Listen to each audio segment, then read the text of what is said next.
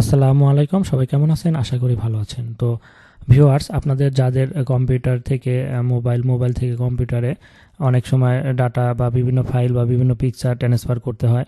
অনেক সময় কেবল প্রবলেমের কারণে আপনারা যদি কোনো সময় কোনো দরকারি ফাইল আপনাদের মোবাইল থেকে কম্পিউটারে নিতে চাচ্ছেন, নেওয়ার জন্য আপনাদের কাছে কেবল নষ্ট হয়ে গেছে বা কেবল নাই, সেই ক্ষেত্রে আপনারা কিন্তু কেবল ছাড়াই খুব সহজেই একটা ওয়েবসাইটের মাধ্যমে আপনাদের মোবাইলের সাথে কানেক্ট করে কিন্তু আপনার মোবাইল থেকে কম্পিউটারের মধ্যে ডাটা ট্রান্সফার করতে পারবেন। তো চলুন কিভাবে সেটা করতে হয় সেটা দেখিয়ে দেই।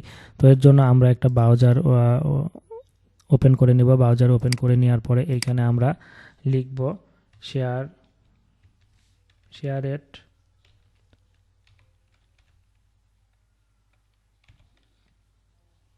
রপ ডট আইও, এটা লিখে সার্চ দিব। সার্চ দেওয়ার পর আমাদের সামনে কিন্তু এই ওয়েবসাইটটা ওপেন হয়ে যাবে, শেয়ার ডট এপ। তারপরে এখান থেকে আপনারা নিচের থেকে গট ইটে ক্লিক করে দেবেন। ক্লিক করে দেওয়ার পরে আপনাদের এইখানে উপরের দিকে দেখেন একটা প্লাস চিহ্ন আছে। তো এই প্লাস চিহ্নতে ক্লিক করবেন। ক্লিক করার পরে আপনারা এখান থেকে দেখেন এই যে স্ক্যান, তো কিউআর কোড, এই কিউআর কোডটা এখন আমি একটু বলে দিচ্ছি, যেহেতু আমি আপনাদের মোবাইল থেকে দেখাতে পাচ্ছি না, বলে দিচ্ছি। আপনারা এইভাবে একটু কাজ করলে কিন্তু খুব সহজে হয়ে যাবে।